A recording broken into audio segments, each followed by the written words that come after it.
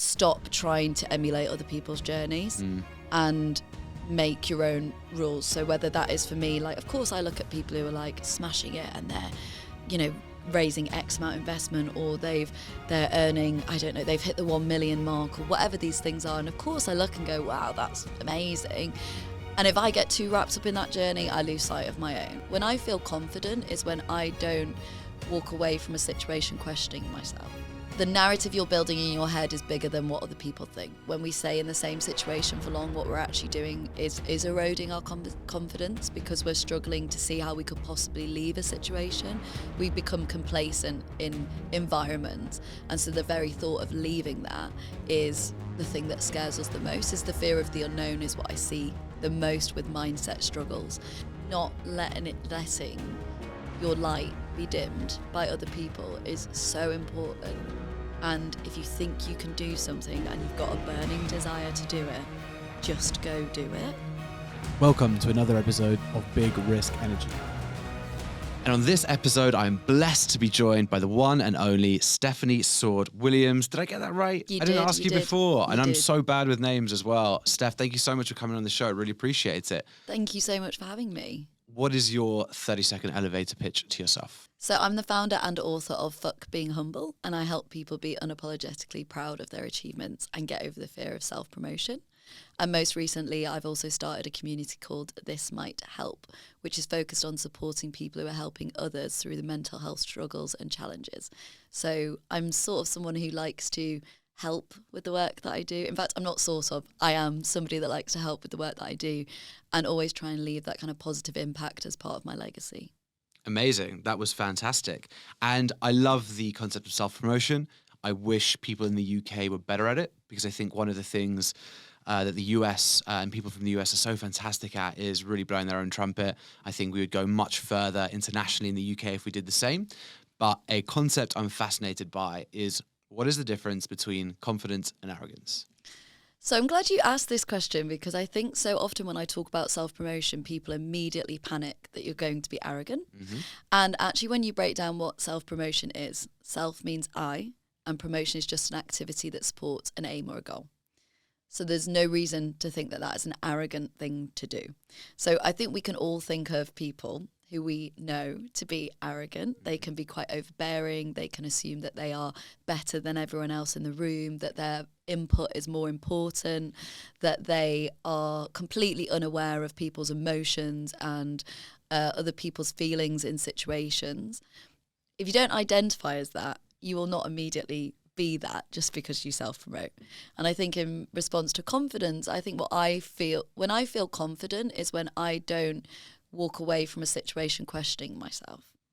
That's sort of what I've learned. When I deliver a really good talk or piece of work and I'm like, yeah, I'm really proud that I did that, it's often because I'm not questioning my worth in that moment. With or without somebody's praise, I know that I've done a good job, and I am confident and comfortable that I've done that. Amazing. That's really, really interesting. One of the things which I see a lot of people struggling with, and from what a lot of people have said to me, is sometimes the mind, which at times feels like it responds instinctively. The mind and the busyness and sometimes the anxiety and the doubt almost act as a blocker from being able to be your authentic self. Is that ability to have that self-confidence, to really know that you did yourself proud by showing up 100%, is that something you've always had? Is that something you've developed over time? And what's your advice to people who may be struggling with that? So I always have to be quite honest with this, is that like ever since I was a child, people would be like, oh, look at her, she's so confident, or she's so chatty and she'd talk to anyone, and always loved like dressing up and like putting on makeup and very very extroverted, was never a shy person. But I would say that my confidence has developed from putting myself in not necessarily risky situations, but like out of my comfort zone. So I talk quite openly that I moved jobs 6 times in 7 years. I moved cities alone. I lived alone. I have done a lot of things that have pushed me to have to figure things out, to have to be outside of my comfort zone. And that's sort of where my confidence has personally grown. And I think in relation to when we're thinking about our mindsets and how much that affects us is so often we don't realize that when we stay in the same situation for long, what we're actually doing is eroding our confidence because we're struggling to see how we could possibly leave a situation. We become complacent in environments. And so the very thought of leaving that is the thing that scares us the most, is the fear of the unknown is what I see the most with mindset struggles. And I think when it comes to the advice that I would give, I would generally say that we never know what's going to happen next. So there's a brilliant book called 4,000 Weeks by Oliver Burkeman, and he talks about the fact that so many of us are worried about what future or what direction to go in, and what if I take that direction and it's not right, and all of those problems that we have swirling around our head. And what he said is like, you will never become, if you want to be a world-class artist, you will never become an artist until you go to that first art class or you pick up a paintbrush and you just do it. You will never be the vision that you want to be of yourself until you actually begin. And I know that's not new news, me saying that, but I think when it comes to the mindset stuff, it's reminding yourself that like nothing will change if nothing changes. There's a great quote by Henry Ford who said, if you always do what you've always done, you'll always get what you've always got. And I always say that to people as a reminder that we have to push ourselves to move out of those environments that either aren't serving us, or just because we don't know the end result, it doesn't mean it's going to be a bad thing. And I always say to people as well, you can always go back. So when I was quitting my job to be a full-time public speaker and to leave the advertising industry, which is what I'd built my career in, everybody was like, how are you feeling about it? And in my head I was like, well, if it doesn't work out, I'll just go get another job in advertising. Like, it's not that deep. Like, this is my go-to. I need to have it as a tattoo. It's just not that deep. It's what I say a lot. The narrative you're building in your head is bigger than what other people think. Absolutely. And I think you're so right. Everyone's looking for a secret source for confidence or how you maneuver yourself in life. But it's going back to those fundamentals of saying, yeah, if you want different outcomes, do something different. It always makes me think about complacency versus comfort. And do you think that as people who are pushing ourselves forward, pushing ourselves out of our comfort zone, is there a risk that there is never sort of comfortability? You know, it's always going to be the drive to want more, not accept our circumstances, and be really ambitious. And I think it's an incredibly positive thing. But sometimes I wonder, well, what does that look like 40 years down the line? If it's constantly a drive to keep on moving forward, do you ever land in that happy, settled place, as it were? I think that's a really good question to pose. I actually realised recently, I was asked to deliver a talk on how to fail better. And I know we'll talk about that a bit later on, but I was struggling to come up with a failure that I felt was representative enough or enough to speak about at an event, and it kind of triggered something that maybe I've not been pushing myself out of my comfort zone enough. And I am very good at what I do, and I like to make the joke that I do what I'm good at, I don't do what I'm bad at, sort of thing, like most founders do. But it did spark something where it was like, but then are you actually experiencing maybe life enough? And it's not to say like, oh, the grass is greener. I'm very happy with the comfort zone that I sit in. But especially with the work that I deliver, I kind of need to practice what I preach. And I think it is that thing of growth. Like, am I growing as much as I possibly could be? And it doesn't mean that I'm not grateful of what I've got right now. I'm very content. I'm very happy with what I've built and the style of work and my work-life balance and all of those things. But it did make me think, actually, how could I be pushing myself that bit further so that I do experience more in life and that I do open more doors and I access more opportunities, not because I'm trying to escape what I've got, but because I have got to a point where I'm enjoying it, but it's almost becoming like autopilot. And I think that's also a bit of a topic around confidence, is when something becomes autopilot, you're pretty confident in it. If you can do it without necessarily needing notes, or if you can do it without going into panic, you know, that autopilot mindset is a place that people strive towards. And I think I've kind of got there. And now I'm personally looking at, right, what is that next thing, or what are these different opportunities? So I was just in New York recently, and I was trying to raise awareness of my brand. Nobody knows Fuck Being Humble out there. And so I was like postering flyers around the city. Nice. I sat in Washington Square Park offering free career advice. And for the first 15 minutes, nobody turned up. And I'm not joking. I was like sweating. I went into panic and anxiety overload. And for the first time in a really long time, I felt completely out of my comfort zone. Yeah. Even though I'm this chatty, confident, extroverted person, sitting in a busy park, not having people come speak to me, being very exposed, being very vulnerable in that moment, whilst it was uncomfortable, it gave me some sort of spark to keep me going. I need to keep doing some new things. And it's funny, I spoke on a podcast the other day and they said, it's really great that even after 5 years of your business, you're still doing those things. Like, you don't even need to do that. And I was like, it's interesting that you're looking at it in that way. Very because interesting. I I actually see it as, after 5 years of building my credibility, I don't have to find work that often. Work does come to me. I've built a good reputation. Actually, what I do want to do is sit in the park and give free career advice. And I want to fly on my posters around the city. And I hid copies of my book around the city with a little sign that said, "Take me, I'm free." Like, the campaign, the activation, that side of it, whilst not always feeling hugely confident or comfortable, I feel invigorated by doing that work. And I think it goes to show that when we run our own businesses and we're founders, we very often get stuck in doing the do. Dory Clark talks about this, heads down. We're always heads down doing the work, but actually we need to have heads up and think about the wider strategy. And whilst I was in New York, and in the run up to New York, I was thinking heads up. Yeah. I was thinking, if I'm going to launch my business in a new country, how am I going to get people thinking? And it was the most creatively excited I've felt in a while. So I think that's quite a long-winded answer to your question, but I think it's moving out of my comfort zone. Is not out of lack of appreciation for what I've got. It's to find even more fulfillment in life. Yeah. I think it's a really valuable point that you can still have immense gratitude for everything that you have and wake up so thankful and feeling so fucking blessed, as I do every day, for everything that I have. But still, it's more of a fulfillment of potential, always just wanting to max out on what you're possibly able to achieve, rather than being like, I'm not happy with what I've got. And I think it's such a key difference. And really interesting point on the founder journey. And I've never verbalized it in the way that you did before, but I think you hit the nail on the head, which is, from my perspective anyway, start off being a founder because you love solving a problem, being involved in that market, in that environment, whatever it is.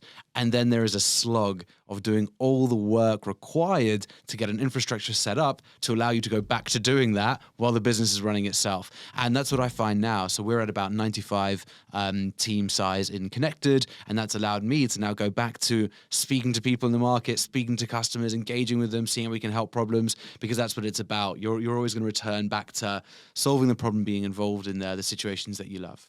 Absolutely. And I actually don't have a team. So I work completely by myself, out of choice, to be honest. Yeah. When I worked in advertising, I managed a lot of people, whether it was internally or clients externally. And it was a lot. It was a lot of work. And I kind of am at a stage where I want to build the work lifestyle that I want, and managing people isn't one of them. So I'm very aware that there's a pace in which I can grow, and I'm comfortable with that, to be honest. I'm sure if I'd have got investment 3 years ago, I would have been this international global brand, and everybody across the world would have known about me, and everybody would be talking about Fuck Being Humble. I hope, anyway. But actually, I'm so comfortable and happy, and the least stressed I've ever been, ever. I sleep well at night. I'm not anxious. I'm not stressed. I don't feel... I know, it's crazy. I mean, sometimes I do, sometimes I don't. But I feel like I've personally cracked a way of working that works for me as a founder. And I think that does come after the business has been going for 5 years. I side hustled for 2 years. And so I've been running it full time as a public speaker and founder for 3 years. And I guess a big part of that enjoyment has not been conforming to what is expected of me. So things like building a big team, things like getting investment, even like... I don't set monthly targets. which might not be great to everyone's ears to hear. I know what money I need to make to cover myself, and I have an outlook that everything else is a bonus. And when you look at it like that, I guess it does come from more of a place of gratitude of, no, I'm not going to work myself into the ground every single day because I've made up a figure that I've decided this month I need to make 50K. Like, why? For who? Yeah. What do I need? Like, I know the money that keeps me happy. I know the money that I need. I know the money that I need to pay my finances and to keep the business going. But I guess for me, it's like, I'm not in that world to chase something that I don't need. And I don't need to prove it to anyone. I think that's probably where I'm at this stage in my career. I'm not proving my worth to people. People are coming to me because they value the work that I do. Amazing. And I think that's ultimately escaping the matrix, right? Is being able to work for your own values, your own outcomes, and what you know that you want and need, and not based on what anyone else says they want and need. And I remember after I sold Real Sport and before I started Connected, one of the happiest moments of my life was when I was able to just basically work as a consultant for a company for 2 weeks. Super relevant, wasn't much money, but it was just like, it was a moment where I was like, okay, I don't have any team, I don't have any infrastructure, I have no product, all I have is myself. Yes. And the fact that I was able to monetize my skill was like, okay, now no matter what happens in life, I know I'll be fine. So I can only imagine the fulfillment that you get by every day being like, yep, this is just me. I can get what I want, live the life that I want based off exclusively myself, and must be incredibly fulfilling. It is, but I won't sugarcoat it. There's obviously sides to it where I'm like, I'm absolutely drowning and I wish I had a team, or, I'm overcritical on the Instagram content that I've designed, or, there's definitely aspects and there's definitely ideas that maybe if I had a bigger team, they would have launched, they would have happened. But I advise a lot of new founders and freelancers on their journey. And one of the things I talk about is like, if you are committed to the work that you're going to do, you're probably going to be doing it for at least the next 5 or 10 years. Mm-hmm. You don't have to do every idea you come up with in the first year or the second year, in the third year. In fact, as somebody who has probably every year around January have a bit of a dip where I'm like, oh, I don't know if I can do this anymore. I don't know if I love my brand. I don't know if it's a very natural feeling. I think you approach it when you're at year 4, year 5, year 6. You've done a lot of hard work. You've put it out there. And there's times where I think, how many times can I say fuck being humble? Like, how many times can I remind people to self-promote? Like, I know it works, but if you don't want to do it, you don't have to do it, But then I'll deliver this talk and I'll be in a room with people and they're like, oh, this has changed my life. And then I'm like, and I'm back in love again. And so I think one of the things I've realised is definitely through my quieter periods when I'm not giving a talk. So we were just talking about December. Mm-hmm. Nobody wants professional development in December. They want mince pies. They want Baileys. Self-destruction. They are absolutely not thinking about personal development. And in those months, I can actually be quite affected by that because I guess that feeling of being needed is not there. And I've noticed during my quieter periods that has psychologically affected me as an individual because I am so close to the brand. But I guess if I had a team, I'd feel even more worried about it because I'd be worrying about them. So I guess, the benefit of being, a solo person is that you only have to cater for yourself. The difficulties is that it's only you doing everything. So it's it's a balancing act, but it works for me, and I like to be able to bring in specialists as and when I need them and have a relationship with people where I don't have to do performance reviews and find ways to motivate you and get you back in the office and all of those things that my clients come to me for, right? But I totally agree. I think for me, consultancy is the line of work that I like doing. So when I worked in advertising, I worked in production, I was an account manager, I worked in new business development, I was really in the thick of it. I was in the trenches. I was getting emails 24 hours a day. I'd wake up to 200 emails, all of these things. And I guess what I like now is that I go in for 2 hours, I deliver a workshop, and I walk back out again. You want to book me again? You book me again. But my time is covered, and you will not have me extensively 24 hours a day unless you've got a seriously big budget. But even then, for my own working boundaries, I wouldn't go there again. Yeah, amazing. So talking about mental health, before we talk about your mental health community, you say you mentor a lot of freelancers and people on the solo journey. I think I was talking at an event last night, and I said one of the clearest correlations between successful business outcomes is with how a founder manages their own mental health journey. Founder goes off the rails, business goes off the rails. Founder manages to keep it together, business will normally see through tough times, right? Again, not rocket science, super fundamental. But what advice are you giving to solopreneurs, freelancers on managing their mental health? Because if you're not used to it and you're fresh in, it can feel like existential crisis every other week. And from a psychological perspective, that can be a big impact. So how are you advising these people to manage that? I'm going to give you 3 very clear tips on this. Amazing. So, love practical advice. First of all, you quit your job to be your own boss. Whether you're a founder or a freelancer, if you are doing this, if you're going on the self-employed journey, you most likely did it, in most cases, not every case, but you did it because you wanted to be in control. So control it, right? So many people are like, that meme, quit my job to be my own boss, now I work 24 hours a day. It's your choice. You are choosing that. You do not have a boss breathing down your neck anymore. So I know obviously it's different when you have investors and all of those sorts of things, but people often lose sight of the fact that, yes, you can finish at 4:00 on a Tuesday and go to the gym, which is what I did this week because I'm terrible at going to the gym. And I was like, I feel a bit of motivation. I'll go right now. Did I leave in the middle of the day? Yeah. Did I have emails to reply to? Yeah. Can I reply to them at 9:00 at night if I want to? Yes. Like, don't be restricted to the 9 till 6 that we've been brought up to think that we have to work those hours or longer hours, right? Choose your working hours, be productive at the right time. Don't work your weekends, But also if you do like working on the weekends, which I do sometimes, do it. But, be kind, like with those working hours, you control them to a point. I know when we have demanding clients and investors, it can differ, but allow yourself to be your own boss is the first thing. I think the second thing on mental health is sort of what we've touched upon already is stop trying to emulate other people's journeys and make your own rules. So whether that is for me, like, of course I look at people who are like smashing it and they're, raising X amount of investment or they're earning, I don't know, they've hit the 1 million mark or whatever these things are. And of course I look and go, wow, that's amazing. And if I get too wrapped up in that journey, I lose sight of my own. And I think it's so important that you decide what you want in the finances, in the work balance and all of those things, and that we don't get consumed by obsessing over the other people's journey. Because, and I actually did a story about this recently where I was saying, we never know where people start. Mm-hmm. We never know at what point. So I have somebody that I often look at and I'm like, oh God, look at them. They always get great guests on their podcast or they're rubbing shoulders with celebrities. I'm like, why has that not happened to me? And I'm like, because I'm from Leeds and my family are from finance and I had no contacts given to me.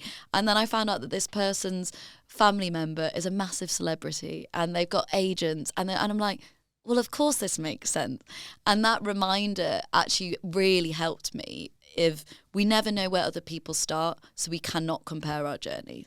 Most likely those people that you are looking at have daddy's trust fund or they've got agents or they've had this access or they whatever it may be. So just keep mindful of that. And also, just because people are presenting themselves externally as the founder of this coffee making machine doesn't mean they're not doing 10 other jobs in the background. They're just not talking about it.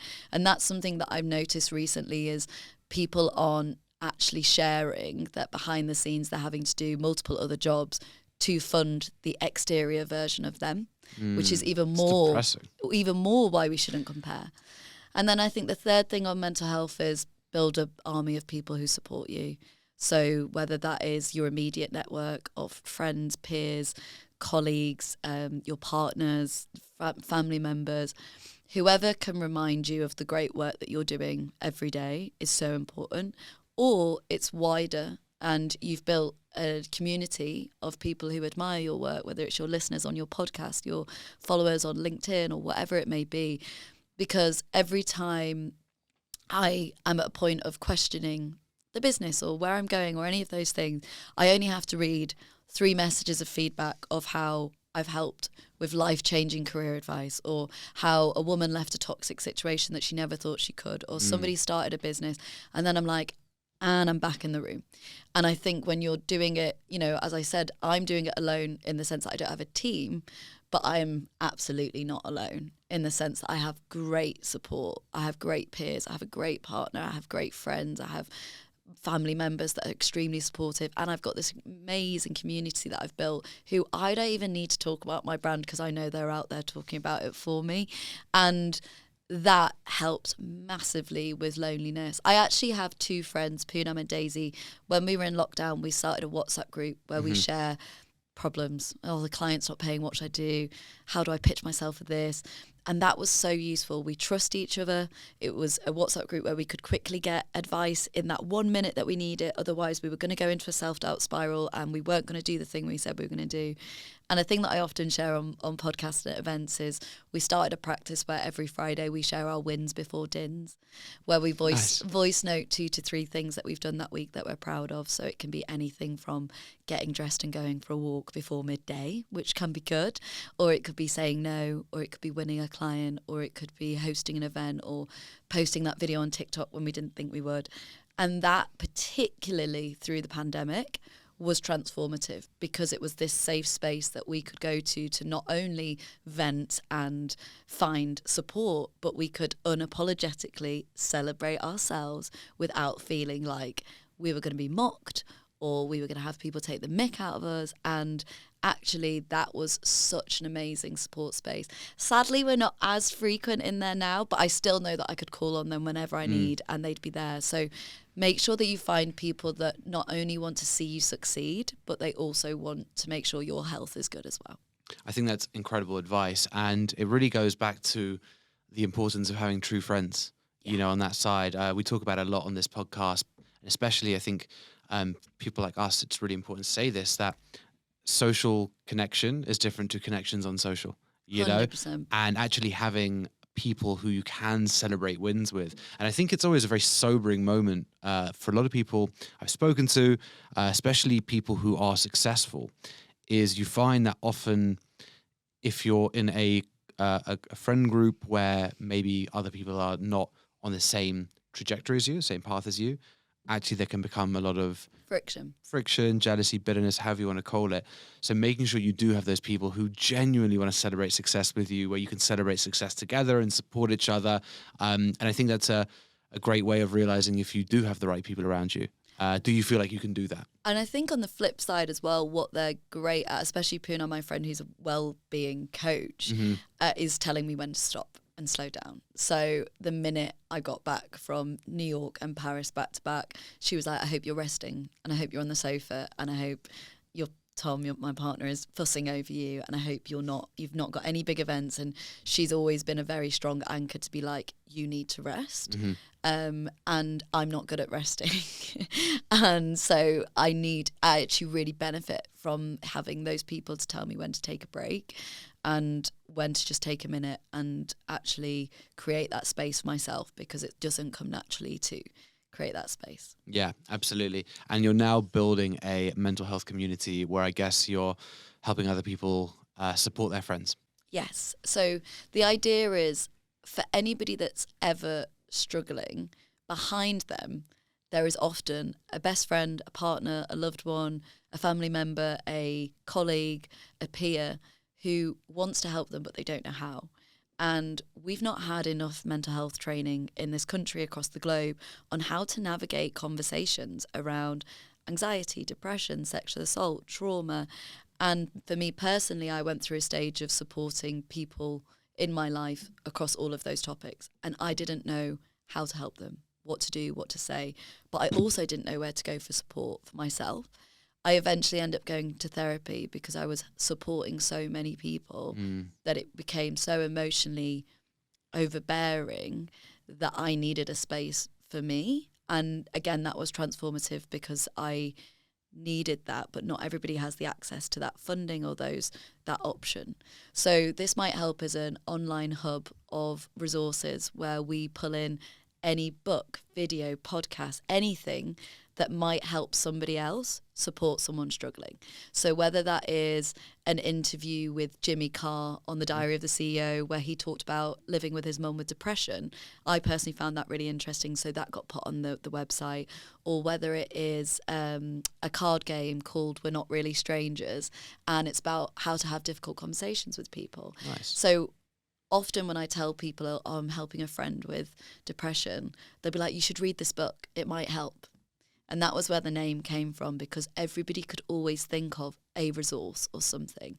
And I thought if we could plug together and we could pull all of these resources into one place, we might be able to help people through a peer-to-peer sharing process, as opposed to relying on our government to fund the mental health crisis that we have. So yeah, the core of it, it's very much sharing resources that could help other people or yourself support people through difficult times. And, you know, I have ambitions to hopefully do a podcast and content series, but really to try and pull all of this information into one place. Because when you are helping someone through a difficult time, you're worrying, you're panicking, you're upset. The last thing you need to be doing is trawling through the internet when you're already feeling emotional and trying to find the best resources. So we also share things like a glossary of key mental health words, helplines that you could go to for yourself as a carer, but also for the people that might be struggling. And again, just trying to make this as like a really powerful information hub to take away that stress when you need it the most. Yeah, I think that's incredible. And when you look at these stats around the amount of people who are providing care, it's incredibly large, right? And it's not something spoken about. Most people are dealing with this in private. For some reason, I don't know, it feels like a taboo. There's still some shame around it, which is interesting. Even in a time where people are very open about their own mental health, people are still, feeling a bit of shame about being a caregiver in that way. So I think a support network and a place to go to get really clear and most important, you know, credible, validated information as well, because there's so much shit out there. There is. It's so important. It is. And I also think that we have to make a note on the care, because when I came out with the brand, I said it was for carers, and people immediately were like, oh, well, I'm not a carer. I don't have to bathe the person that I'm supporting, or I don't have to feed them. And I actually found a phrase recently called hidden caring. Yeah. Which is the emotional support that we give to people. So you might not be a physical carer, but hidden caring, we're all doing. Yes. We are literally, everybody knows somebody struggling. Everybody. And as to what you just said, like, just because people aren't talking about it doesn't mean it's not happening. And I know when I've said I've helped someone through this, all of a sudden someone else pipes up, they're like, oh, me too, and it's so hard, and all of these things. So yeah, for me, it's like, how can we pull together our collective knowledge to try and help as many people as possible navigate a situation where you may not have ever had the training or know how to navigate that. We were just talking about it, you know, what to do if someone has a panic attack in front of you. You know, what do you do? And where do you go to for that information? And quite rightly, the information and the funding is currently being spent on the people struggling. But that means that there is a massive support gap. That's what I've dubbed the phrase, is it's a support gap that needs help and advice. Because if we are seeing a strain on the mental health system, the NHS, there's not enough funding, all of these things, there is going to be even more expectancy that individuals like you and I are going to have to support our loved ones because they're not getting access to the care that they need. Yeah, I think it's so important. I love it and super excited to see where you take that. Thank you. All right, I have 5 questions I ask every guest. My first one for you is, what is the biggest risk you've ever taken, and what was the outcome? I guess the biggest risk was quitting my job and going for it with fuck being humble. I'm not someone, I say I'm not a risk taker. I am a risk taker in the sense that I do move jobs and I've moved cities, and I'm okay to kind of leave a situation if it's not serving me.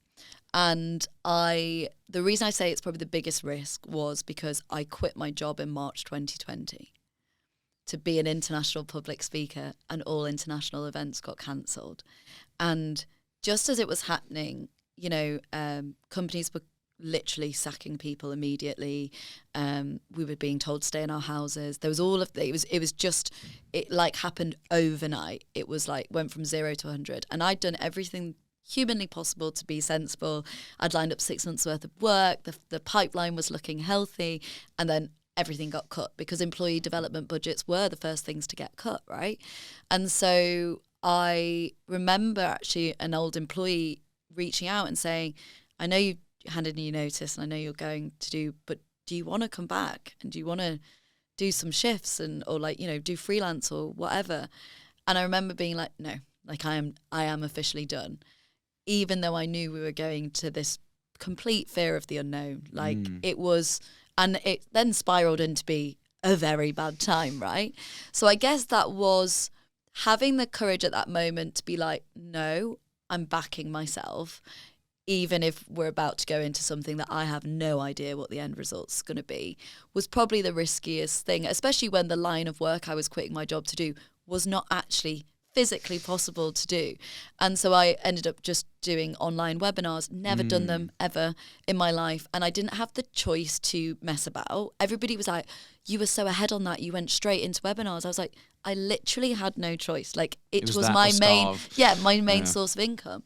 And again, I learned so much through the journey. I know everybody hates that time, but there was many silver linings for me of I would never have done online events had I not had that experience. I built the community from 5,000 to 25,000 in a year, all organic, because I was sharing content. I was helping people at a time when they needed it the most. So I think on reflection, that was definitely the riskiest move. But that being said, I don't know if, back to my earlier point, I'm not being risky enough. Maybe that's why, I guess also naming my business Fuck Being Humble is pretty risky because that has come with its challenges, of course. But I guess I've spent 5 years getting used to that now, so it feels less of a risk. But I would definitely say going for it, especially when I now see how many people struggle to go for their ideas, even when there's such great potential, or even when they know it's going to work. I've always had kind of like a limitless self-belief. I have strong self-belief, which is the belief that I can do something with or without the skills. Providing I'm good at it the first time. Yeah. Love that. I'm so bad. If I'm not good at it the first time, I'm like, okay, not for me, I'll never do it. But if I'm good at it the first time, I'm like, I can smash this. It makes sense. Lean into the strengths. And I have a genuine feeling that the moments we perceive to be possibly the worst moments of our life will end up being the best moments of our life. So for example, COVID, like quit my job, international events, done. But actually the ability to supercharge your brand online, get all that organic traffic, like actually in 10, 15, maybe even now, you see that as, wow, what an incredible... And I had 3 talks that I'd written before we went into the pandemic.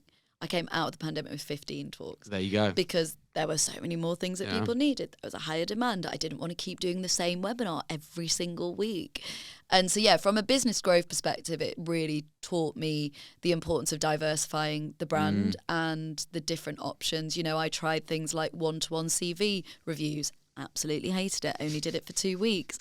I launched something called Side Hustle School, where I trained people on how to launch their own side hustle, which I'm extremely proud has trained 700 people since the pandemic on helping people start passion projects or side hustles. So there were all these moments that, I would have just been bouncing around East London still. Yeah. And I would not have reached, like my talks throughout the pandemic and up until this point have reached people in 50 countries. Would not have happened. So there are, it was a very strange time for sure. And I'm much happier where we're at right now.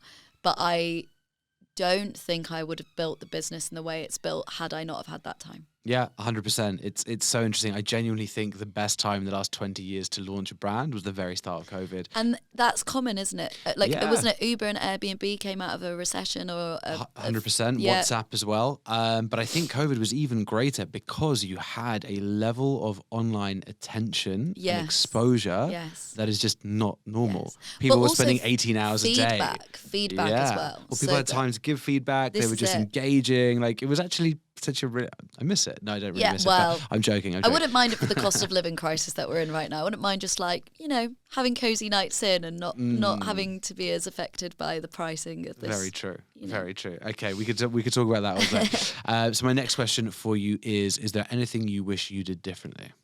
It's always really difficult answering that question because I think without being a cheeseball, saying that I think a lot of the decisions that I've made have got me to where I am.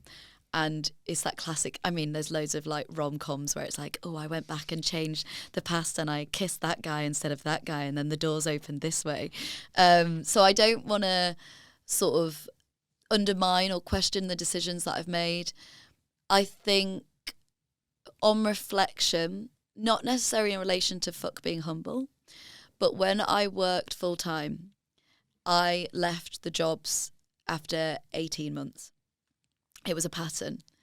And it was very much, if you don't pay me, respect me or value me, I'm out the door. And I think I possibly could have stayed longer in certain businesses, given them the benefit of the doubt, and maybe experienced some more things, rather than feeling like I needed to get out because I've got this world to conquer and all of those things. I think it's one of the pieces of advice that I give to people now is assessing the long-term gains. And again, you know, I moved from Nottingham to Manchester to London, recently lived in Paris. Like, I've done a lot of moving and it's created these unbelievable life experiences. But I think one of the areas that I often felt like I wasn't progressing was like, I didn't get to work on the cool projects and I didn't get to do certain things. And I was always seeking for more at speed. I wasn't willing to wait for it. I was always like, I need this now, which I think is is actually very prominent in Gen Z at the moment, actually. I think that's popping up quite a lot. So maybe I was ahead of my time on that. But I think actually there are companies that if I'd have stayed a bit longer, there might have been more opportunities unlocked, or I might have got to work on bigger campaigns, or I might have built some stronger relationships with people. I still have done great things, but that's something that maybe my impatience to succeed was pushing me to move on from situations that I probably still could have learned a lot from. And I still went on to grow and learn even more, and it was great. But I guess I didn't sit in the discomfort. I would leave it, and I would go, if you don't value me, I value myself, and I'll go find something bigger and better. And I did, to be fair. I did. But I think possibly I could have been more patient. Really, really interesting. Thank you for sharing that. It makes a lot of sense. And I often think the same thing, you know, because I never got a job, and I often think, should I have done that, learn actually what it looks like to operate in a big infrastructure, do all those things? It was my impatience that said I couldn't. But I've never really verbalized it that way. It's really, really interesting to hear. I think it's quite common amongst entrepreneurs, right? Yeah. We have ideas and we're doers. And if we're not surrounded by like-minded people who are challenging us and making us feel something, that is just not enough. That being said, the daily life of sitting at a desk and reporting to people and structure, hate it. I love that every day is completely different now. I love that I'm sat here doing a podcast with you today, and tomorrow morning at the same time I could just sit and watch 9 hours of Netflix if I want to. I love that I'm not pinned down. Freedom is 100% one of my life values, and you don't have freedom when you work for a company, is the truth of it. And so whilst I could have been more patient, I think the longing for success also came for the longing of freedom. Very nice. Like it a lot. All right. What are you proudest of? Oh, there's so many moments. It is difficult to pin it down when you work in the field that I work in, when you are literally helping people every day. And I think what I'm proudest of, I actually listened to a great TED Talk recently where the guy said, he talks about why the future will be run by optimists. And he said that what we need to look at is the successes that didn't happen. Because actually progress is very often about the things that could have happened but didn't. So when we think about progress, we often only ever think it needs to increase, it needs to be more money, more things, bigger things. What he's saying is like things that didn't happen are also equally as important in progress.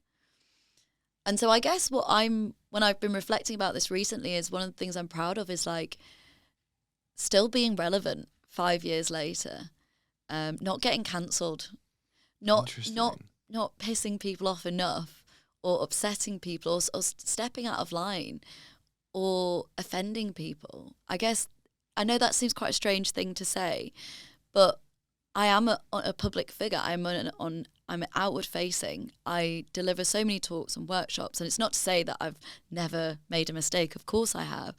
But to still be sharing a message 5 years later that is still so relevant, so personal, so many people want to advocate it, they want to take it on board.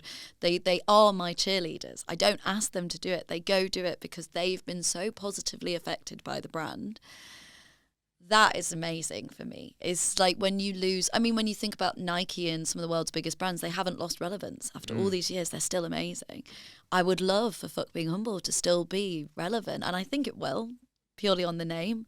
But to continue to grow whilst taking people on a journey, whilst helping them, but also having not done anything wrong. I know that sounds quite strange to say, but I think a lot of small businesses don't succeed. A lot of entrepreneurs don't do well. 90% Things can go wrong, and it's not to say that I won't, but at the core of what I've always tried to do, it is help people, and it's to listen to what people need.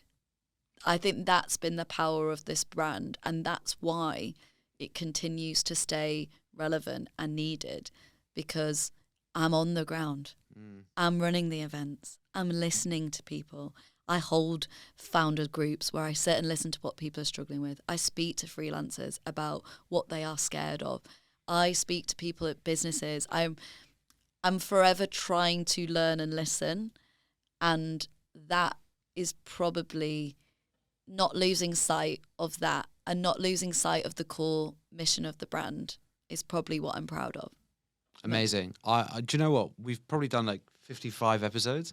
I think you're the first person to say that they're proud of something that didn't happen that way. And I love that, because everyone else has given the same answer and you're the first person to flip it, which I think is really interesting. And as you said, not being cancelled, not offending anyone, with the sort of things that you do and the world we live in is unbelievably impressive. I would be proud too. Okay, my next one for you is, what does it take to be successful? Relentless optimism. Love that. So I also read a great book called The Confidence Mind. And in the book, he talks about the difference between optimists and pessimists. And optimists never think they're the problem. And that is me. So I often make this joke of like, you know, if I didn't get that opportunity, it can't be me. Whereas a pessimist would go, of course it's me. It had to be me. And I think what I've realised is relentless optimism. It will work. I will find a way to make it work.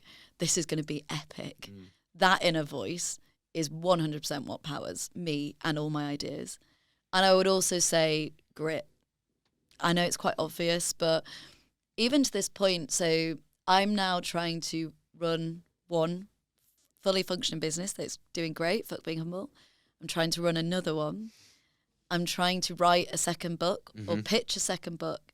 And last night it was like, right, I did my hours 9 till 6. I'd worked all day. And I was like, right, time to write this book proposal. Who's going to write it? No one else. I've got to do this. And so I started, well, oh gosh, that is a game changer. And so, you know, between the hours of 6 and 9 p.m, I was writing a book proposal, or trying to. And everybody's always like, oh, you know, I just don't know how you do it. How have you always do it? I was like, put in the hours. Didn't just happen. And when I worked full time, I worked in advertising. And if you know that, it's long hours. I had international clients. I worked till 8 o'clock many nights. I would come home, have dinner, and then I would work again from 9 till midnight to follow people on Instagram, or to get people to sit on my events, or to get people to promote the brand, or whatever it was. And then I wrote a book. I had 8 months to write my book whilst I was working full time, whilst I was running Fuck Being Humble. So every Saturday I went and wrote my book over 8 months.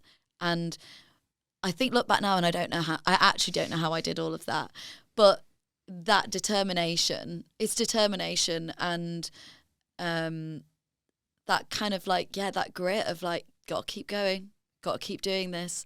I don't want to say discipline, because I don't think I'm that disciplined, but I've been listening to a lot of books recently that are like, discipline is the key to success. And I'm like, oh my God, I'm so bad at that. Like, hate going to the gym, hate eating healthily, hate doing all the things I know I need to do. But with work, I get shit done. But that's the discipline, right? It's Yeah. it's what comes in when the motivation isn't there. Yeah. The discipline is, well, I'm going to do it anyway. It'd One- be easy if we were motivated. Yeah, and one thing I wanted to share that I've realised recently is time. Mm-hmm. Time is so important for your confidence. So I actually pitched to my agent, I've got this book idea, I really want to do it, I think it'd be great. She said, great, get me a proposal in 2 weeks. I was so excited about it, I could not write anything. I couldn't get it out of my system. And eventually I had to just say to her, I can't do it in 2 weeks. And that's obviously a bit embarrassing. I've pitched something and she's given me a deadline. And instead it's been 3 months now and I've let the idea simmer in my head and I've been writing and I can write it because I had the courage to say I need more time. And I think courage is massive. Courage to ask for more time, to set boundaries, to ask for the money that you deserve, to say, I don't want to hire a team. I'm not going to go for investment. You know, I think they are my three things. So relentless optimism, grit, and courage to do it, because confidence will only come after you've had the courage to do something. Yeah. Amazing. All right. 15-year-old Stef walks in the room right now. What are you going to tell her? You did good. I talk quite openly about this. I came from quite an academic family, and there were often sort of comments as I was growing up, not in a mean way at all, but just in the classic way of like, she'll do something but we're not sure what. She'll have a chat show. You know, these sort of like, you know, I did art, textiles, media. I did coursework based subjects because I'm better at coursework than I am exams. Like, truthfully, I loved being creative, but when you don't come from a family of creative people, that can be not even necessarily a family, but just at a time where academia was pushed more. I think that is something that I have surpassed my wildest dreams of what I would think I would achieve, especially running my own business. So, like, well done to me, because I don't think anybody thought it was going to happen. And not because they didn't believe in me, they absolutely did. But I don't think I've allowed myself to really catch up with the success that I've had. And I don't think people that knew me before this success can put them together, if that makes sense. I think they know me as young Stef. I used to say I wanted to be a wag. Right? They know me as wag Stef. They know me as like, oh, I want to be a fashion designer, but was never going to be a fashion designer because I was terrible at that. They don't know me as entrepreneur, business owner, public speaker, TED speaker, Forbes under 30. That there is a disconnection, and I still even think for myself there is sometimes. When my book was coming out, when I was in therapy, we talked about the fact that I didn't feel academic enough to release a book. I didn't feel like I was worthy of that. And so I think, I guess that I would say to 15-year-old self, like, you did it and well done, and you did it despite what other people might have said. But I think for people listening, what I would say is never let other people dictate what you think you can do. I think that's been one of my biggest learnings.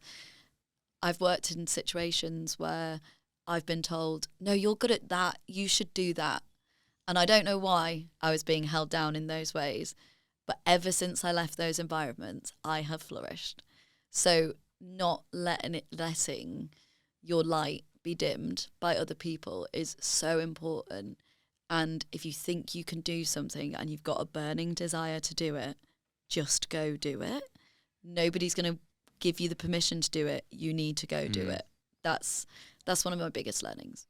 Incredible. Stef, where can people find you?